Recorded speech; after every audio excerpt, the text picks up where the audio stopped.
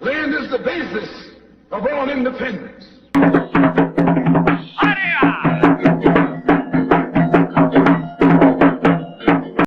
This is Dr. V's Revolution Will Not Be Pesticides, and we're back. And this is a continuation of the Clouden family reunion. This is August 5th. This is the day we got lost in the jungle, in the national rainforest of Grenada Rainforest. This is the day that we got lost in the forest and in the rainforest. And it's an experience that I will never, ever, ever forget. So the way the story goes, this is August 5th, 2014.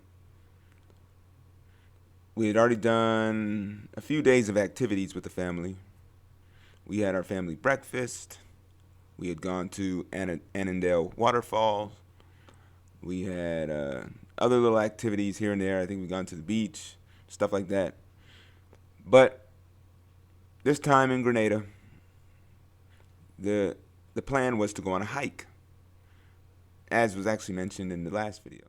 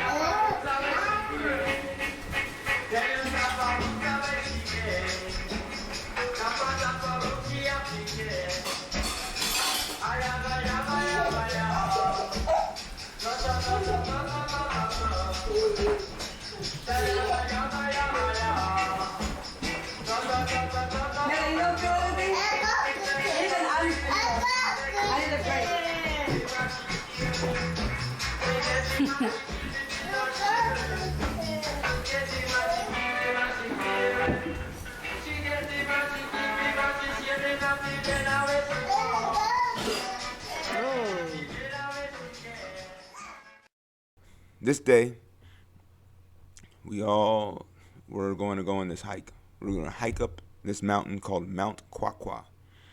Now, Mount Quaqua is one of the highest points in Grenada. It is in Grenada's rainforest, national rainforest. Even to get all the way up to the top, well, actually, I don't know if I've actually ever been to this point ever in my life before, but we'd been in Grenada before, hiking through the woods. I don't know, I can't remember if I've been on this point in Mount Quaqua before, but we've been in Grenada, in the rainforest, hiking on some pretty well-groomed trails and things like that in the past. So, me being, I'm 30 years old at this time, and I'd done this before as a youngster or as a young adult. And I was like, okay, well, cool hike. I was in pretty good shape. My mom was telling me we have to make sure that we, eat enough, make sure we get some rest because it's going to be a tough hike. in which it was. So my stepdad George, he drives us uh, to Grenada Park. I think it's a park, which is basically when you're leaving St. George's or when you're leaving St. David, you have to go up these windy roads and everything like that to get all the way to the high elevation parts of Grenada. And you realize you're getting very high because your ears start to get plugged, and you start to see like a lot more mist, and a lot of times it's actually either very misty, cloudy, or rainy up there. It's the rainforest, right? So we get to this one point where people park their cars. So my stepdad George parked his truck. We were all loaded up in the back, and there was a few other vehicles with us because the whole family couldn't fit in the back of George's truck or anything like that. So we all get out and we get ready, get stretched out. We eat a little bit, and we make our hike up Mount Quaqua. Now there's a sign that says to Mount Quaqua, and we pretty much just start marching up the mountain towards Mount Quaqua. Now, as we're marching up this mountain, it's really cool because like this was in 2014, and I was in the middle of the PhD program at Howard University, and I was actually studying Maroon history. Now, for those of you that don't know what a Maroon is a runaway slave. Back during slavery, they had these labels that they used to call the runaway slaves, and it was maroon, and it comes from the Spanish word cimarrón. Cimarrón was used to describe runaway cattle and runaway slaves in Latin America. The French adopted the word; it became known as marron. The English adopted the word; it became known as maroon. In French Creole or Haitian Creole, they know it as marron. And then and even in Spanish Florida, cimarrón became Seminole, and that's where the word Seminole, the Seminole Indians, comes from, and even the Black Seminoles get their name from the same root origin as the word cimarrón.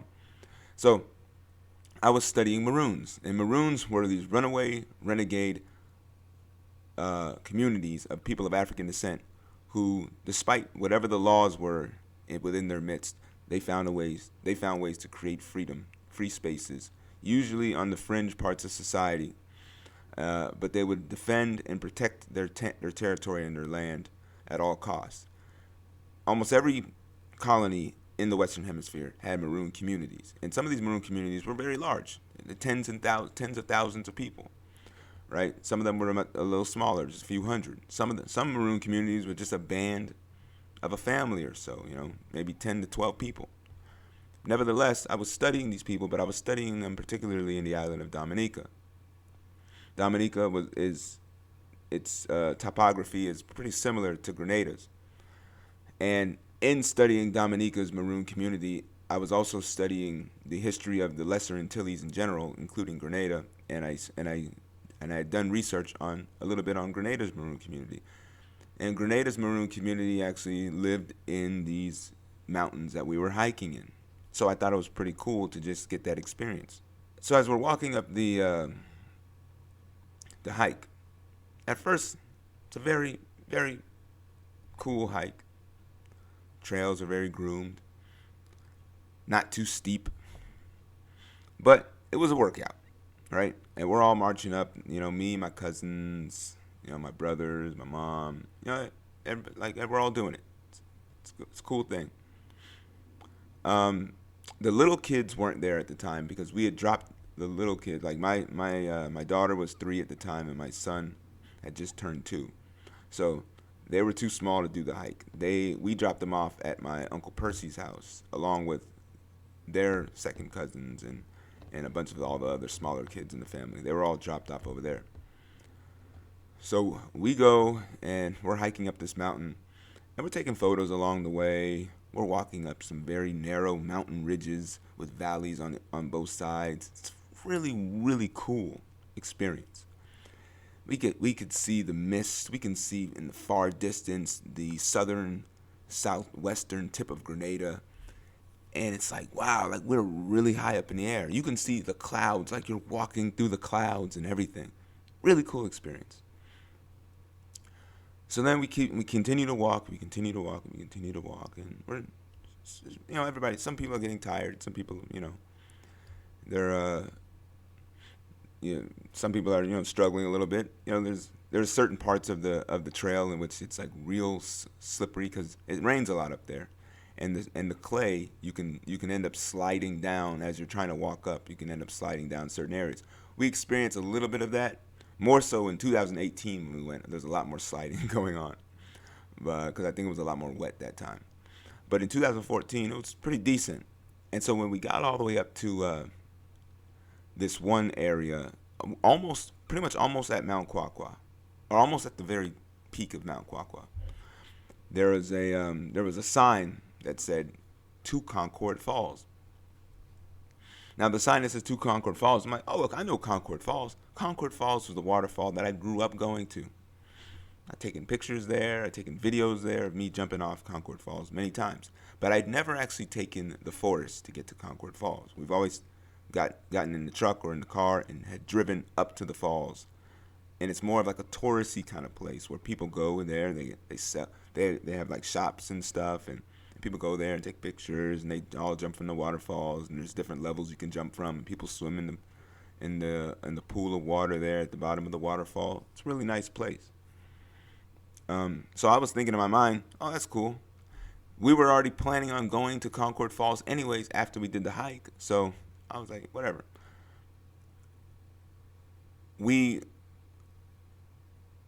Already in my head, I was thinking, maybe we can just take this route to get there. I didn't quite come to that conclusion yet because we still had a little bit more hiking to do to take the pictures at the top of Mount Quaqua. So we get all the way to the top of Mount Quaqua. As a matter of fact, I don't even know if we got... There's like 2 points. There's like one point where there's like a smaller rock where people take pictures, and there's one point with this big, huge boulder at the top of Mount Quaqua. We took pictures in that area there, right? I don't even know if we made it to the part with the big boulder. I think we assumed the part with the smaller rock was it, and we took our pictures, and then we decided to start marching back down. When we started marching back down, and we saw the sign for Concord Falls, and me, my brother, and a few others that were kind of familiar with Concord Falls were starting to talk about, hey, maybe we can take the forest route to Concord Falls. And I had a bunch of little cousins there at the time. There was 10-year-old 10-year-old Yosef, 11-year-old Talia, 16-year-old Khalil, and 17-year-old Tariq. They're all like, yeah, let's go, let's do it, let's take the forest, yeah. And they're all super, super excited. And me and Chad and Olabisi and my wife, we're like, yeah, we'll do it. But first I asked George, my stepdad, I was like, hey, what time is it? He said, about 3 o'clock. I said, okay. About how long do you think it will take to march all the way to Concord Falls from here? He says, about an hour and a half.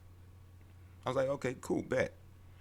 I'm looking at the trail too, and see how the trail in these pictures it's pretty groomed. It's like you got bushes on the sides, but it's a pretty clear trail. The trail to Concord Falls looked pretty clear, as you can see. What we decide to do is we say, you know what? Cool, we're going to make it. If it's an hour and a half and it's 3 o'clock, sun goes down about 6 o'clock in Grenada this time of the year. Well, pretty much all year. And so let's go for it. So we take a couple of photos right when we're about to go through. And everybody stands by, and they're saying they're basically, their plan was to march down the mountain, which was I think it was like a 2-hour hike to get to the top of Mount Quaqua for where we started. So they're gonna march back down, which is 2 hours, get in the van, or get in the different vehicles, and then drive the road route to Concord Falls, right? Just like how we had always done growing up. So we get in there. So they go one way, we go another way. We start marching through Concord Falls. Now, at first, nice Nice, smooth trail. Very friendly. Very groomed. And we continue to march. And a lot of the younger cousins, right? So this is who it is. This is who it is. And it is 10-year-old Joseph, the son of my Uncle Anselm. 11-year-old Talia,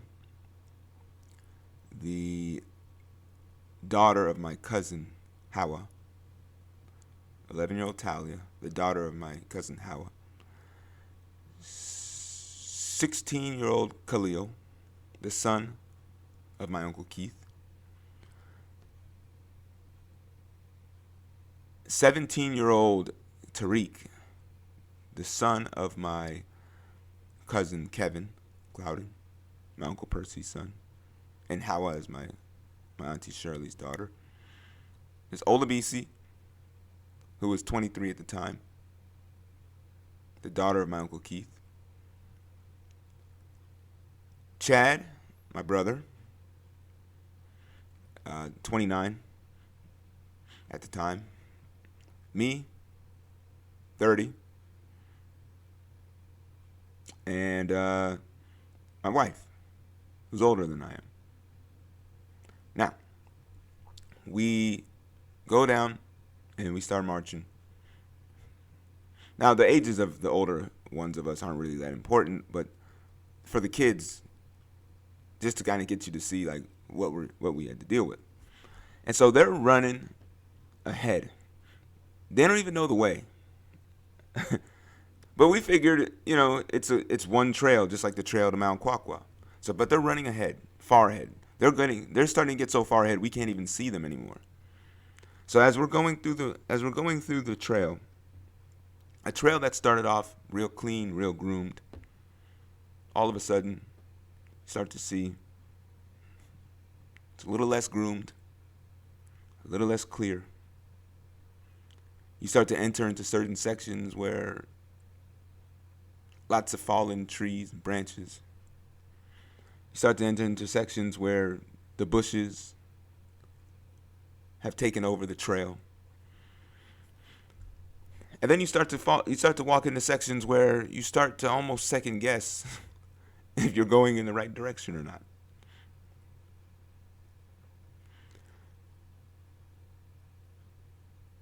Now, after about, I'd say, maybe 45 minutes of marching in that direction, I would start to say is when I started to feel a little less confident about the whole thing. Now, wasn't so unconfident to where I was ready to turn around, but I was looking at the trail and I was like, this trail is not really a trail anymore. And I remember we had gotten to a point where my cousins, they were so far ahead of us, and they yelled. No, actually, I remember there was this one point where, now, obviously, we're going towards the Concord Falls, right? Now, when you're up in Mount Quaqua, there is no water, there is no river, there is no nothing. But as you're going through the trail, you can start to hear in the distance water. You can start to see little streams of water coming out of the mountainside here and there. So you're like, okay, I guess this is how rivers form. This is how waterfalls form, right? They come out there because there's the lake at the top of, near the top of Mount Quaqua. That lake secretes, I suppose, little bits of water around the edges of the mountainside, which create the bigger streams, which create the large waterfalls. So I'm thinking all this in my head at the time, and I'm like, okay, so if I can hear water now, if I can see little streams starting to form, maybe we should just follow the stream, right? So we start kind of like having this mentality of following the stream. If you see the stream and you see an area that looks like it's a path, take that path. And that's what we were doing. That's the logic we're using. But then we got to a certain point where my brother looked at where the water was going and looked at where what seemed to be a path was going, and they were going in two different directions. And my brother said, I think that this way is, which was to the right. is the way. And I was like, yeah, but the kids, they all ran to the left. They went in the direction of the water flow. And my brother's like, well, you know what? I'm gonna go this way. I'm gonna see where it leads, and then you go the other way, and we'll see if it kind of ends up in the same place.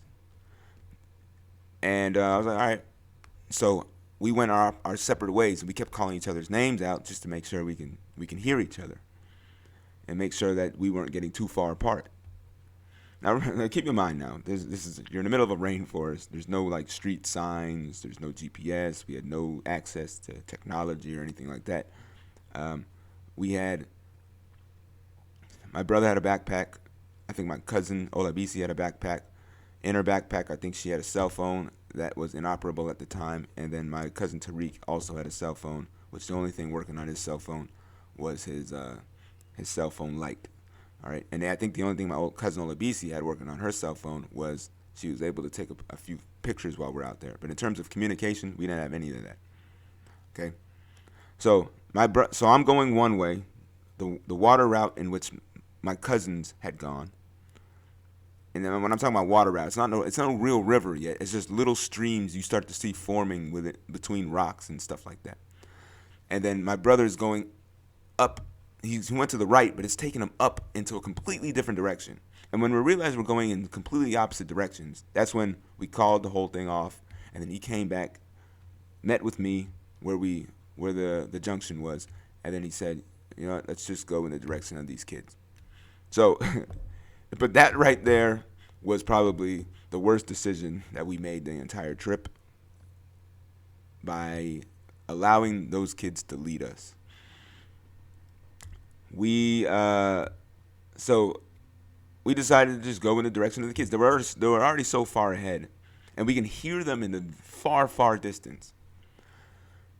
So we start, but you can't see them because the forest is getting more and more dense. It's getting thick. It's thick bush. It's jungle. It's not like a forest where it's like a tree and a tree and a tree and there's like spaces in between. It's getting so thick to where it's like you're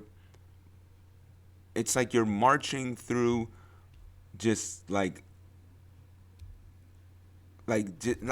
bush, weeds, swamp. Like it's crazy, and you can't see what's in front of you. So this is what we're marching on. The trail is pretty much just gone at this point. And they're pretty much making trails for themselves, following along where the direction of the water is going. And the water is starting to get thicker and thicker. So then you get to a point where there's finally an opening. But this opening that there is, it's where the river is starting to form. They're starting to form a river, and there's starting to be little boulders here and there. Huge boulders. So now we're finally away from the thick, dense forests, and the best option is to hop along the rocks, along the newly formed river. And we're going this way. And we finally run into the cousins. And the cousins are telling us, the younger cousins, they're telling us, it's a dead end. And we're like, what do you mean it's a dead end? And then we go and we walk a little bit forward and we look at, sure enough, it's a dead end. Why? Because it's a waterfall. Is it the waterfall that we're looking for? No. Some other waterfall. So we're looking at the edge of this waterfall. We're like, how are we gonna get down? Like, so we're like trying to figure out like the best way to continue on this river without breaking our necks. Now I've jumped off waterfalls before this height, but that's when somebody has jumped before me. So, and we don't know what's down there. We don't know how shallow the water is or anything like that. So what we do is, Chad, such a brave soul. Ever since we were little kids, he's always been the brave one out of me and him. Willing to do things, climb higher in trees and go deeper into the ocean and do things like that I was always like afraid to do. So Chad, he gets up, he climbs up into the mountain, basically the mountainside with the thick, dense forest. Because it's basically like this. It's like where there's river, it's clear to walk, but where there's river is also waterfall. So you can't go the river route. So you got to go back onto the side where the thickly dense forest is and find a way to march your way through this thickly dense forest and then try to find your way to get down to the next level of river.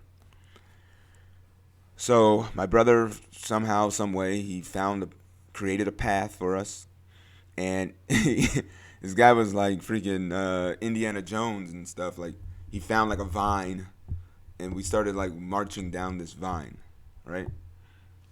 So, well, not marching down the vine, but basically like swinging down this vine, and we're holding on to the vine like we're mountain climbing, and we're like slowly but surely like kind of inching our way down, trying not to fall. Now, of course, we fell. We fell, we slipped, we slid, we busted our butts over and over and over again this entire journey. So we get down to the next level. Ooh, mission accomplished. Then we get back on the river again, start hopping rocks.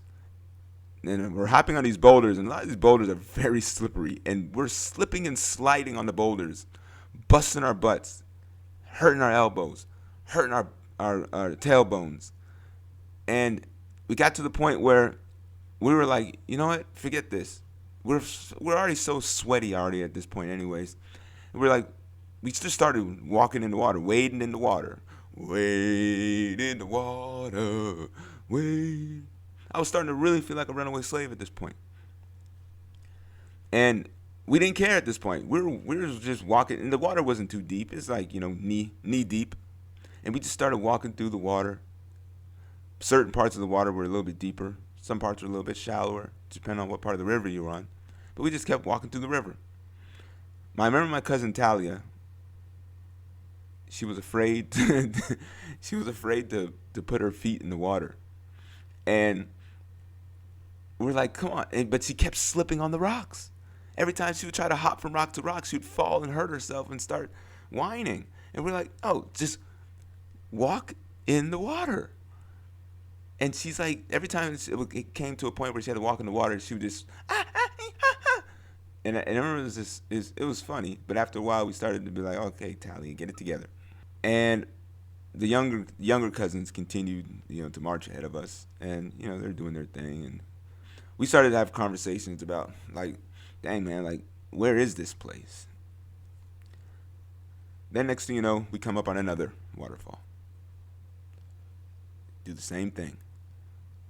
We had to figure out a way to get back up into the mountain, descend back down to the next level, and get right back onto the river to march through the river again. We must have come across 5 waterfalls on this way, and none of them were it. Every single waterfall we came to, we were hoping at the bottom of this waterfall would be Concord Falls, and we'd be there, and we'd be safe, and that was it. But no, we were wrong. Now we're starting to get really worried. We're like, okay, it's like 5 o'clock now. Maybe 5:30. Starting to get dark. And there's no sign of civilization anywhere. And I remember that there was a certain point where I was thinking to myself, I started getting like kind of like panic mode. And I just started marching ahead of everybody. I just started going ahead, and I started to develop this way of hopping from rock to rock. And I remember it was just like, we were telling the kids and we're telling everybody, make sure you have at least, because to prevent people from falling, make sure you have at least 3 body parts on a rock at a time. All right, don't just hop with your feet, but make sure you got your feet and at least one hand. Right, so kind of like I crawl on these rocks like a spider. And I remember I developed this way of doing it so quick. I was like crawling like a spider from rock to rock, boom, boom, boom, boom, boom, boom, boom, boom. And I was just going way ahead of everybody because I was really trying to get to the end to find out where civilization was. Then we started trying different strategies. We're like, maybe if we go up into the mountains, away from the river, maybe we can see at least a street. Or if we go descend down the mountains, we can find a street if you go downward? We tried all those different ways. Nothing. There was nothing anywhere. It was like we were in the middle of nowhere. But I'm thinking to myself, Grenada's only so big. I was like, if we do get lost in these woods, there's no way like we're not gonna be able to find our way out. So, but the question is whether we'll be able to find our way out before the sun goes down. And we started to think that that wasn't possible.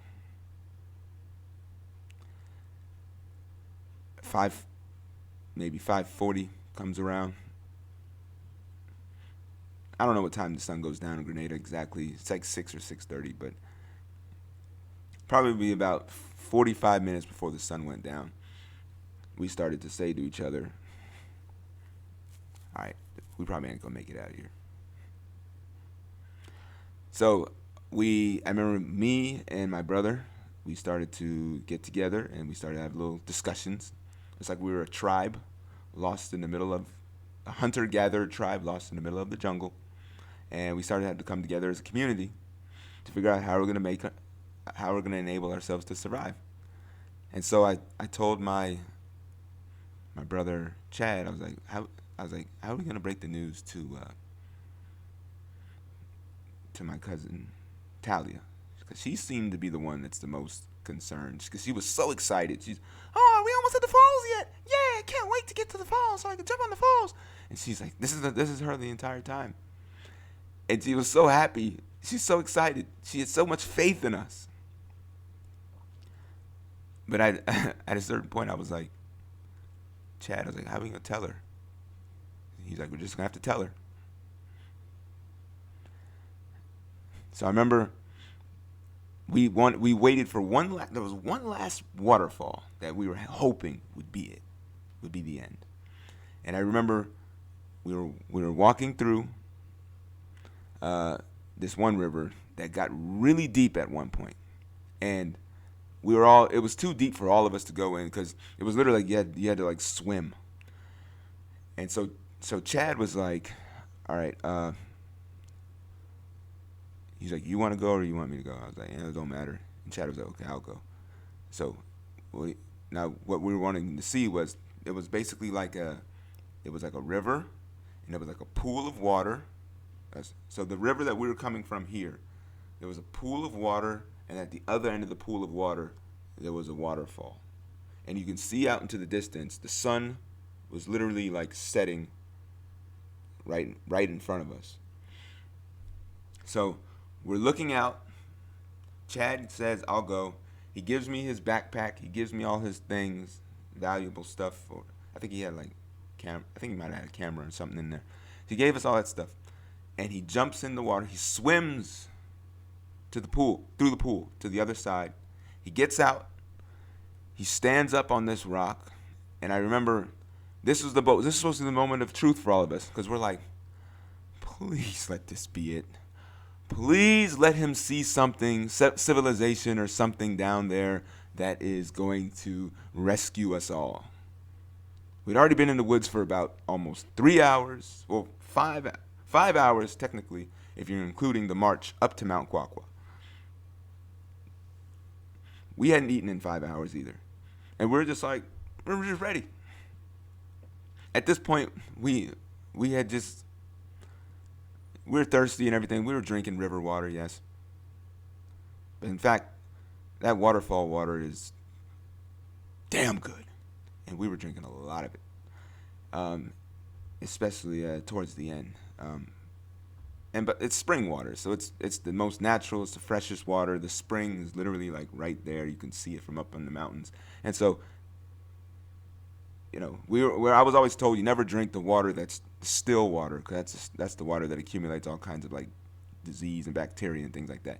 But you always want to get the flowing water.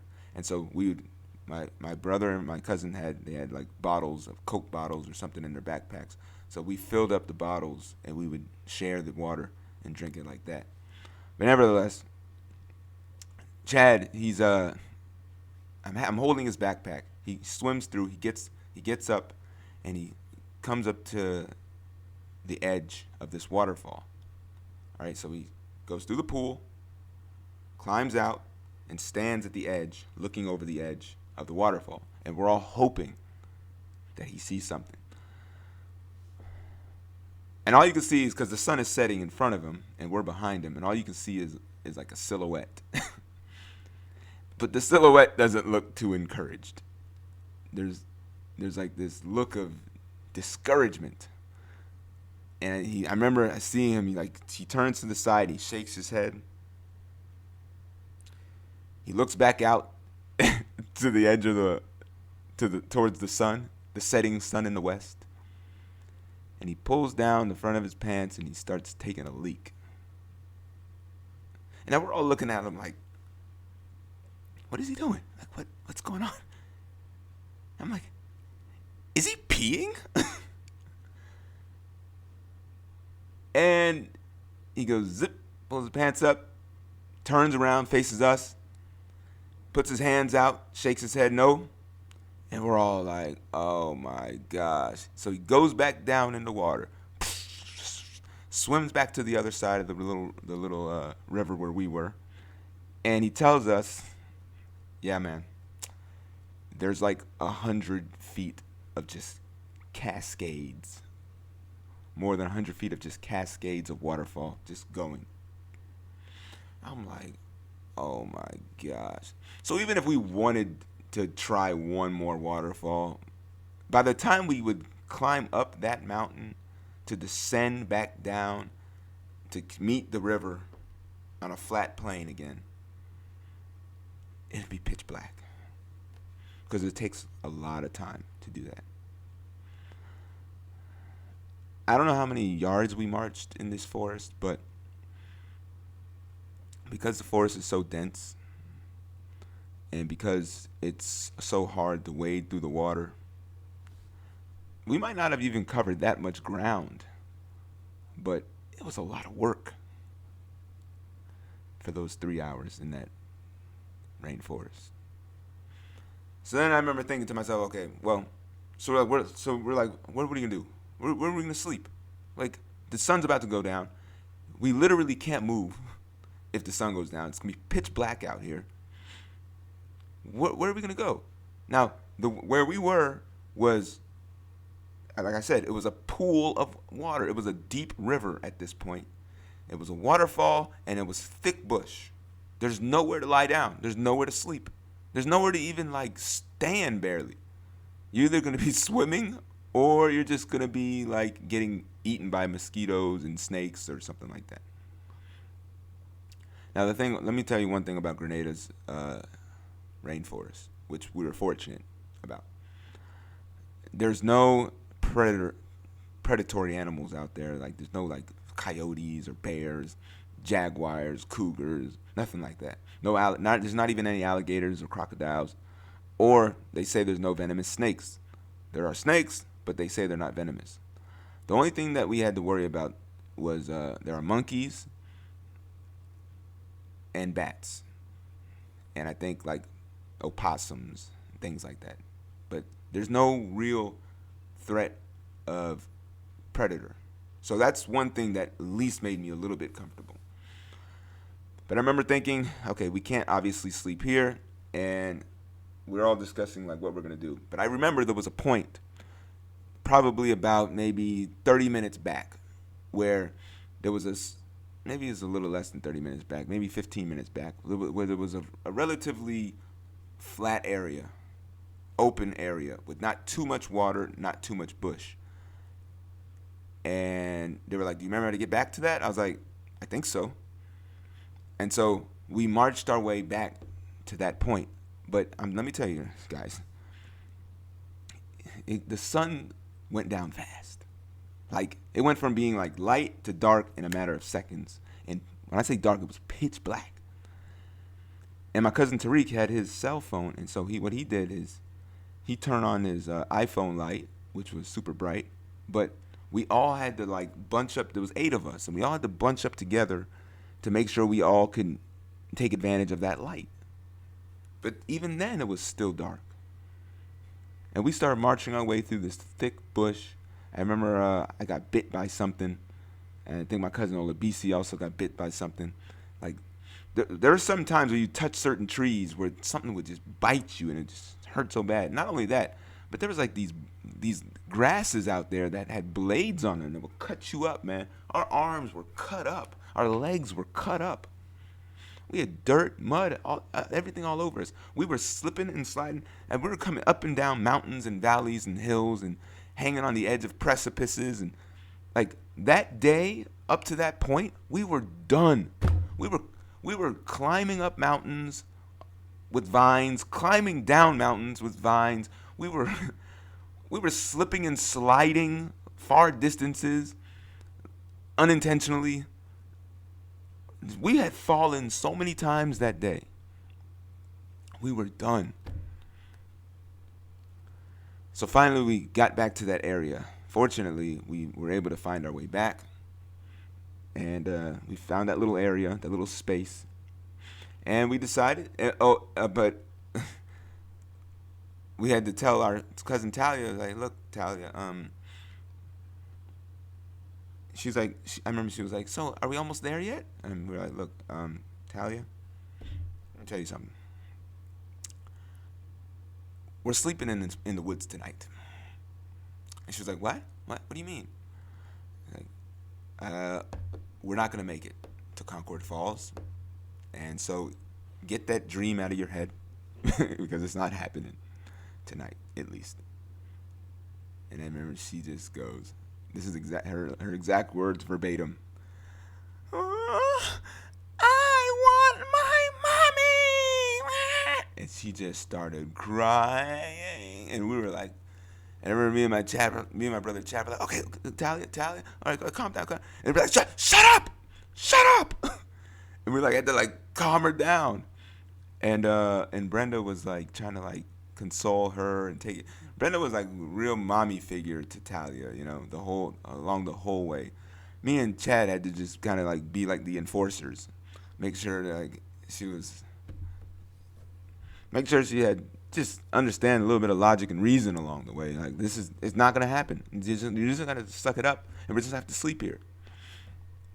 So when we finally got to that place, we set up some. My cousins, Talia and Joseph, were really tired, so we ended up getting these big, huge, thick leaves. I don't know if you guys are familiar with that, but if you go to like in the Caribbean, and you go to in some of these rainforests, they got these big trees with these huge leaves.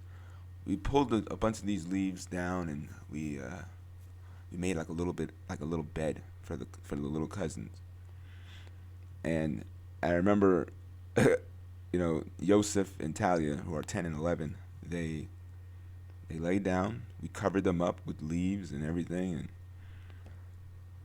and Chad went there and told them a bedtime story, you know, and they fell asleep. I was shocked. I was like, wow, they're really out here sleeping. It's like 6:30 at night now, right? And the sun doesn't come up in Grenada until about 6 o'clock in the morning, if I'm not mistaken. So we're going to be out here 12 hours.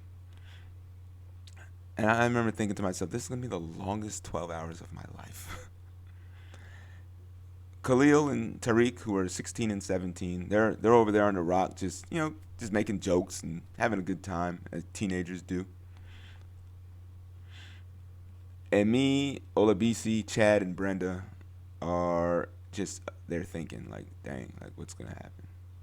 And I remember, like, Olabisi, like, she was like, not to put her business out there, but she started crying a little bit, like, you know, getting a little worried.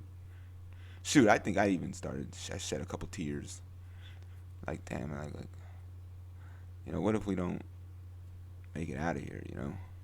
Like, what if someone gets hurt? What if someone falls off a mountain? What if somebody... I was thinking about my kids and everything. Meanwhile, while we're all lost in the woods, you gotta think about from the family's perspective. So they're all in the blue truck in various vehicles going to meet us at Concord Falls. They get to Concord Falls and they're waiting for us. They're eating. They're enjoying themselves in the water, I guess, from what I hear. And nighttime comes and we're still not there. And this is when the family starts to freak out. You can imagine Hawa, she was there. Her daughter in the woods didn't come out. Shubi, my sister-in-law, her husband or boyfriend at the time, in the woods, didn't make it out. Olabisi has brothers, Abiomi and Lumumba. Their little sister didn't make it out. My mom, her two sons, her two boys didn't make it out. I think they called Tariq's dad, my cousin Kevin, because he wasn't at the family reunion, and they let him know what was going on. My uncle Ansem, his little 10-year-old son, he didn't make it out. And so everybody's worried. They call the police. They call all these people, and the police said there's nothing they can do about it. At nighttime, they're gonna have to wait till the morning, and I understand, because unless they have like some type of super technology, like helicopters or things like that, which I don't know if Grenada has a helicopter. I think, from what I heard, Trinidad has a helicopter. I think that's what Olabisi was explaining to us. And they would have to borrow Trinidad's helicopter in order to rescue us from the mountains. But I remember just wishing that there was a helicopter that was going to fly above us the whole night. Never happened. But unless that was going to happen, we're going to have to stay the whole night in the woods. And the police said, like, because you can't, like, it's so dark and it's the land is so treacherous that there's no way. You can't go in there at nighttime. You cannot move at nighttime. You got to stay put. If you move at nighttime, well, good luck. You're going to be falling off some precipice or something. Something bad's going to happen to you. So we stayed put. And we're in there. And family's worried. My kids, they don't know what's going on because no one told them. But that whole night and the next morning, my brother and my sister-in-law, Hiroko, they were taking care of the kids. That whole next day and everything, they had so interesting because they had no idea what's going on. They had no idea that their parents were lost in the jungle. And I really appreciate my brother and my sister-in-law taking care of my kids that day, that next day. So I remember that in the middle of the night, we're there. Eventually, Tariq and Khalil fell asleep. But me, Brenda, and Chad didn't really, and Olabisi, I don't think we really slept much. I think even Olabisi fell asleep at one point. There were these huge boulders. Me and Brenda, we slept on one boulder together. Chad was on a boulder to himself. Olabisi was on a boulder to herself. And there was like water underneath the boulder, but not too deep or anything like that. We just started me and Chad just kind of stayed up most of the night. Didn't really sleep. In fact, it started to rain. And we got super cold. We were dressed. Grenada in the middle of the day is like 85 degrees. We were dressed for 85-degree weather. By the nighttime, I don't know what the temperature was, but it felt like it was like 40 degrees. We were freezing our butts off. Being high up in the mountains with the breeze, plus with the rain, plus with wet clothes, we were cold. And I don't know. We had conversations. We started talking about history. We started talking about what our maroon ancestors would have had to go through by being lost. We started talking about runaway slaves. We started talking about ancestral spirits, because these are all the things I was studying at Howard University when I was working on my PhD. We started talking about how ancestral spirits, they reside in the woods. that reside in forests. And we're talking about how these ancestral spirits are going to be out there protecting us, saving us. We were reaching for all kinds of hope at the time.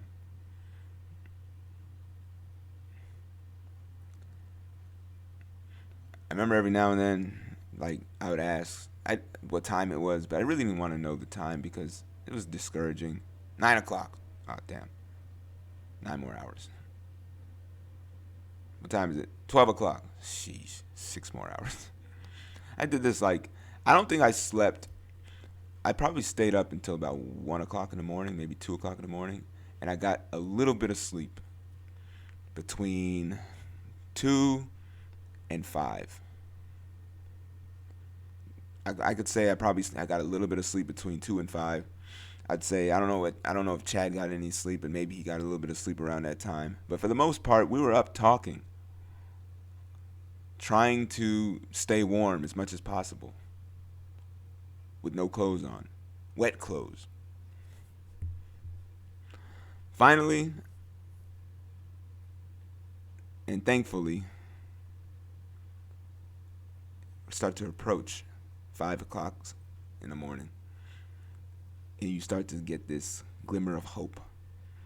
Yes, you start to see the sky that was pitch black, which actually had a pretty bright moonlight that night,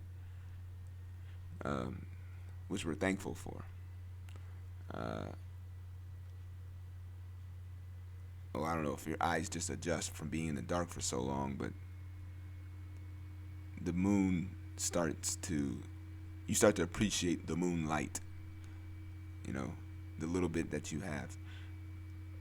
But as 5 o'clock comes around, 5:30, you start to hear birds. Tweet, tweet, tweet, tweet. You start to look in the distance and see the sky turning from black to navy blue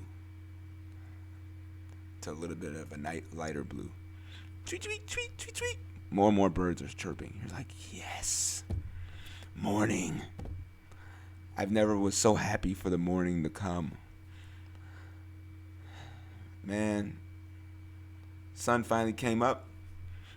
Those kids, Talia and Joseph, I think they slept the whole entire night, 12 hours. They're troopers, man. And we got up. I remember in the morning, we made a plan. We got together, had a little communal meeting, village meeting. All right, so guys, this is what the plan is. Fill up these bottles of water. Everybody get a sufficient amount of water before we go out there. Me and Chad were like the tribal leaders. Everybody get a sufficient amount of water before we go out there. Make sure you, it's not really, it wasn't really anything that we can grab, really. The only thing we could grab is water. But we end up leaving a lot of stuff there. There was, Chad ended up, I think, I left socks because they were soaked. I left my tank top. Chad left some of his clothes there, and we just said, you know what, we'll leave this here because where we were was so off trail that I don't think anybody has ever been there to this day. In fact, when I go back to Grenada, I want to see if I could retrace that non-trail that we were on, which I know would probably be impossible. But and see if our clothes and stuff are still hanging on those tree limbs out there. That'd be pretty cool to find that. So then the plan was this. We're just we're not going to continue on this route to try to find Concord Falls. We are going to retrace our steps back, and we are going to find a way to get back to Mount Quaqua. We're done. We're not doing this. We have no idea where we are. And we're obviously not on the right path. And if we have 12 hours to retrace our steps, I think it would be easier than going aimlessly into the rainforest, into a direction that we don't even know if we're even going in the right way. But we do know that we could retrace our steps back, which we tried to do.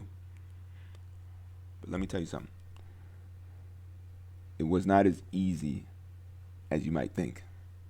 Retracing your steps back in a rainforest with a confluence of rivers that come and join and then separate and then join and then separate. When you're walking on the river in one direction, you don't really pay attention to all the rivers that are joining that river that you're on. But when you're coming back in the opposite direction, it's like a fork in the road, and there's multiple rivers springing out from the river that you're on. And you're like, which way did I come from? Me and Chad,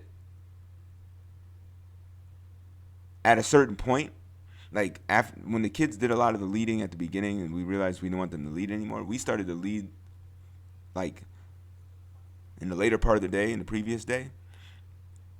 But on the way back, we had no clue. Well, we weren't even really paying attention to the scenery. We were just trying to get us the hell out of there. The good thing was, because me and Chad were like, yo, which way do we go? So we had to have a family meeting. We all got together and we started asking and voting. Does anybody remember which one of these paths we went through? Now, because at first me and Chad went one way, and then we realized as we were marching down this way that it didn't look right. And my cousin Olabisi kept saying, this doesn't look right. And she kept saying, I think the other way was the correct way. And so we, by being a great leader, we had to take heed to some of the other members. And we had to say, you know what? They probably definitely paid a lot more attention to the scenery than we did. And my little cousins were on point, man. They're like, yes, I remember this tree. It was shaped like an elbow. And I remember this fallen branch. And I remember this weird looking plant. They remembered all kinds of details. It was the craziest thing. So me and Chad started putting our faith and our trust in what they remembered. And if there were conflicting stories, we took a vote. And we went with the majority. We were forming our own little like democratic society out there. And this got us back on path. And then I got to a point where I really started to recognize things. I was like, now I know where we are. And you start to recognize more and more. You start to get hope. You start to get happy. You start to feel confident. And then we got to a point where we were definitely feeling like we were getting close to Mount Kwakwa. And then in the distance, the first person we'd seen besides us 8 in days would look in the distance, and there, guess who we see? My cousin Abiomi and his girlfriend. They came into the woods looking for us, machete and all. They found us. We were like, oh, thank you so much. It's a homecoming. Yeah. We're all super excited now. So, Abiomi and his girlfriend, they continue to lead us out of Mount Kwakwa, and we're going. And I'm like, how close are you? He says, man, about 30 minutes. 30 minutes out. Cool. So we're marching. Things are looking clearer and clearer. The path is looking more and more groomed. We're like, okay, we're almost there. Then we look. We see some more people. Yeah. This time it's the paramilitary. They're in their army fatigue and everything, and they got the machetes on them, and we're like, go, thank goodness. And they had some food, and we're like, yes. Not much food at all, but they had a little bit of food. We had to all 8 of us had to share a sandwich, basically. And they gave us these little things to put in our water, which was supposed to give us energy. So I'm like, they told us that my mom gave that stuff to them. I was like, my mom only bought 1 sandwich to give to all 8 of us. I'm like, what the heck, man? But we're talking to the paramilitary. We're like, God, thank you, goodness. Thank you guys for saving us. Is there anything that's going to pick us up, or do we have to keep walking? I'm cool if we keep walking, but, since we're almost there, 10 minutes out, and then, get to Mount Kwakwa, 2 hours down, and then we get in the truck, get some food, boom. No. It's not that simple. The man, the paramilitary man says, no, you have to turn back around. I'm like, what? Wait a second. What do you mean you have to turn back around? You have to go back. Go back for what? He said, this is an operation, and it is bigger than yourself. All of us, paramilitary, came from different parts of the forest, and we're all planned to meet in the middle and then march to Concord Fall. I'm like, wait a second. Are you trying to tell me that you want us to do the Concord Falls hike again? Yes. You must be out of your mind. Get out of here, man. And me and my brother, we start to argue with this guy. Like, no, we've been in here for like almost 24 hours. We want to get out. We are hungry. We do not want to go back in the woods again. The man is like, nah, gotta go back. Yeah, a whole bunch of them had machetes and everything. I'm like, all right, whatever. So we turn around and we start marching. And then as we're going along the way, we see where we went wrong. They go this different path. Not much rivers. But some of the paths they went, real treacherous, man. Like hanging on to the edge of mountain type stuff. Like trying to like avoid falling off of like precipices type mountains. Like it was crazy. I was like, this is supposed to be a path for tourists? Are you kidding me? And we're like almost dying. Everybody's getting lightheaded. Everybody's hungry. Everybody's sweating. Everybody's hot. My cousin Yosef, he basically fainted, threw up. One of the paramilitary guys had to carry him on his back. I was like, how you climbing these mountains with a boy on your back? Like, it's crazy. But we're continuing to march. Then we get to a point where we meet some other paramilitary, and Shubi, she came marching in the woods looking from another side, my brother's wife. And she saw us. She was crying. Everybody thought that something happened to us, like we died or something, you know. So we continue to march, and finally we start to get to a point where the land is getting flatter, the path is getting clearer, and we realize we're finally there. We're like out. And then I run into my stepdad, George. He comes in to meet us. And then he marches us out the rest of the way with the paramilitary. And we start to see some tourists and things like that marching their way in. And we're like, be careful. And we finally get out, and the whole like family, and they got cameras and everything, and everybody's clapping their hands. And we get out, and everybody's there they're excited to see us. And my mom, I don't know what is wrong, but she's laughing. Oh, guys, you guys must have had a good time. What? What kind of... I was like, what kind of mom? Like, I she must think we're invincible or something like that. Like, if she only knows what we had to go through, how many times we fell, how many times we slipped off, how many times we almost fell off mountains, how many times we tripped, how many times we busted our tailbones, how hungry we were, how worried we were. The adrenaline, though, was rushing the entire time we were in there, trying to figure out how to get out. We finally got out. I wasn't even that hungry anymore. They bought me something, I ate it, but I was just like... Finally, we loaded up into the different vehicles. They drove us back home, and I remember just being like exhausted, and I remember I ate roti, first big meal I had in over a day. We were out there for 24 hours in the woods, lost.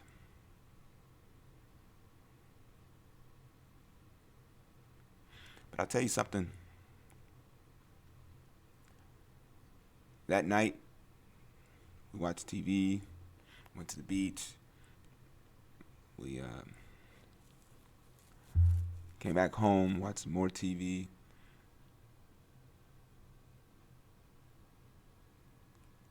It was anticlimactic. There was something about being in those woods that taught me something about life. You know, I for the first time in my life understood the difference between truly having a sense of purpose and just living a life of existence.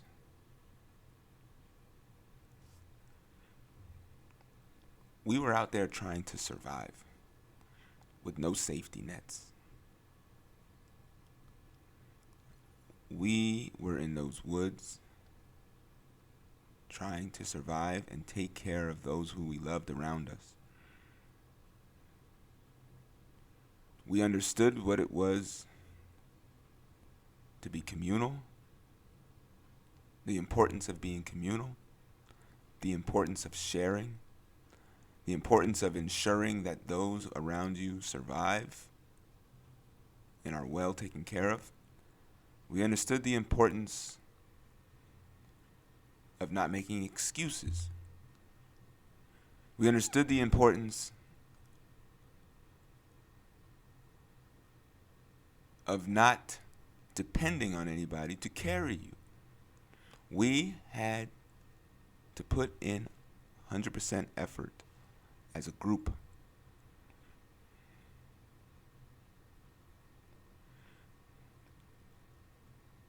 The adrenaline rush that I got from being in those woods, the natural endorphins that are released from being in that high state, is something that disappeared when I went back to civilization. And it made me understand for the first time why so many people in comfortable, cozy Western societies turn to drugs. Sometimes we turn to drugs because we have it so good.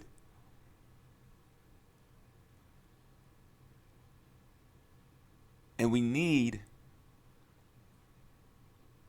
a substance to give us that rush, that natural rush that we have innately by being in our most primal, primitive state of being. That state of survival. I had that. And after a couple of days, I was telling them, look, I was like, I want to go back. My family thought I was crazy. I said, I want to go back into the woods. I got to go back. They had to stop me. I really wanted to go back into those woods and feel high again. Feel that rush again. Because after being outside of the woods, I started to feel down and depressed. It was the craziest thing.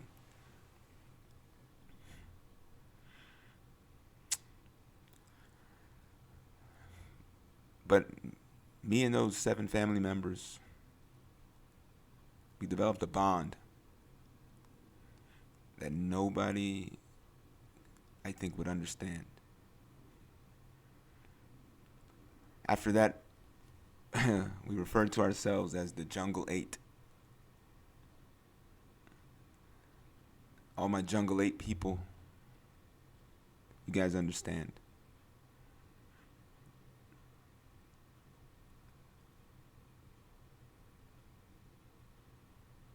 that night,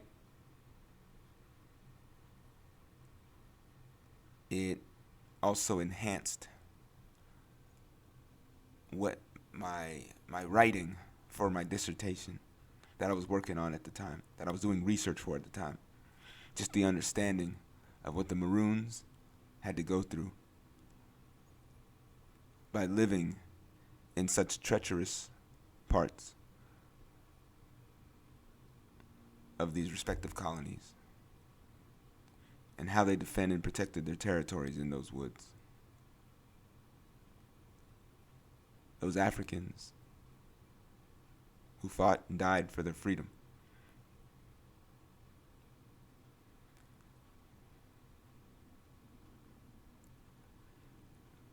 Four years later, when I went back to the family reunion, I had a bunch of cousins, a bunch of family members said they wanted to experience the same thing with us. We all marched up to Mount Quaqua again, took our photos again, did everything again. And when it came time to going into the woods, everybody bailed on me. But the only person that decided that she wanted to go in the woods with me was my wife. Because if she didn't go, I was going to go by myself. And so it was just the two of us. This time along the way, we noticed that they put ribbons every so often on the trees to kind of keep people on track in terms of the path. So if you weren't seeing any ribbons anymore, you weren't on the correct path. I didn't start noticing these ribbons until probably maybe a fourth of the way, or maybe a fifth of the way in there. I started saying, wait, there's a ribbon here. There's a ribbon here too. And I realized they probably put these up because we were lost. So someone went through there and put it in. But we didn't get lost. Me and my wife, we went through, spent the night. We actually we were prepared this time. We brought extra clothing, layers of clothing. We brought food, so we weren't super duper cold at nighttime. We brought towels. We weren't super hungry. And we ended up marching out there in the morning. We spent the night, marched the rest of the way in the morning, got out of there, and that was it. But it was a hell of an experience. 2014, Jungle 8, the night of August 5th to August 6th is a night I'll never forget. And that was the experience of the third night of the Clouden family reunion. Anyways, that's it, guys. The revolution will not be pesticides. Peace.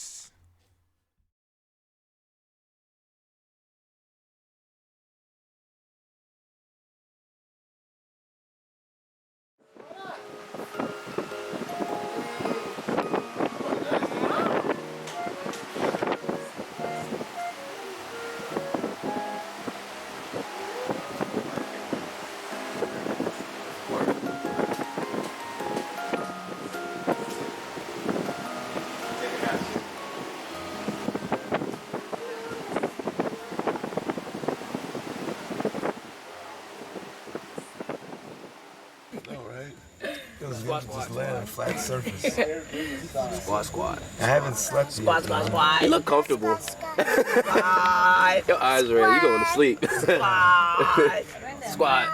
Squat, squat. Squat. Squat, squat, squat. What Squat. y'all doing tonight? We turning up. We might go to umbrella. Yeah, we going to umbrellas. We going to umbrellas, I think. Yeah, we are. And then, I don't know what else we're doing. Squat. Squat. Hey, no, man. Squat. Get out of here, you freaking mosquito. You get him. Man. You get him. You know. Get him. Get out of here, you You freaking get him. mosquito. Famous boy. And me on Facebook, Jungle Squad. Khalil. KHA. Squad. So, ADN. Jungle Squad. 2 O's for show. Jungle Squad, you know, we survived the jungle. For a day. For a day. No food. We was fighting off Water. lions. We was fighting tigers. We was fighting tigers. I killed the snake with my bare hands. I knocked the Ripped his gorilla head out. off. I knocked the gorilla out. So I hit him out the chest. Yeah. Say squad. Look in the camera. Say squad. This your food. Say squad. Squad. Squad. Squad. I Squad. always gotta do the work. Jungle Squad. Say jungle squad. Jungle A squad. Squad. I did it. Jungle squad. Alright. Squad. No, if you say Jungle 7, eight. it's 10. Yeah, the jungle. Cloud style. Hey, CPT, cloud heart attack. Dilbaz, young guys. I'll hold it. You know what? I was thinking, put it in the freezer fridge. Keep it a little chilled. Cool, yeah. I'm sorry, the what? But no, there's some actually. Did you hand me that one? Oh yeah. Yeah. I might actually. Do you think I should kind of save that one for tomorrow? Or? Yeah. 7. Squad. Can we go and sleep now? You coming with us or going with Ola? I'm coming with y'all because I gotta come home and change and stuff. And then we gonna turn up stuff. Yeah, Yeah, I can't believe it. Like, you don't want to rest. I'm good. You're unbelievable. Football practice. You think That's you're Well, standing yeah, up holding on? that's true. Football practice. This guy, when he You practices think you're football, standing up holding on? the same thing he's feeling now. Come on, come on. Yeah. Lost my shoe. Wait, It's Thermos. getting so heavy. Ernest Haley. Okay. All right. Okay. So you got that area? To get out of here, like 8 You got room? All right. I'll sit there. No. Yeah, I I can sit up. No, man. That's all right. You tired? You good? You survived in the forest. You deserve to lay down like this. Hey, and what about you? I'm good. I'm turning up. Hey, turn up nothing. Yeah, you're in a truck. Yeah, you turn up. You're in a truck. But when I get home and get dressed, I'm turning up. You going out again? Yeah. My man. I gotta turn up. That's my man.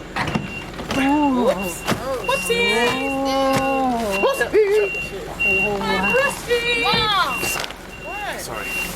Let me see it. Then I turn up. Okay, so what I'm gonna do is Turn up too.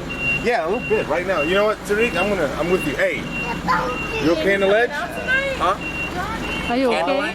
I'm good. I'm holding on. Wait, well, Don't yeah, but fall. then it's gonna be complicated to get to this place. No, because Tola, I have to call him. Oh yeah, yeah, toll it. You going out tonight too?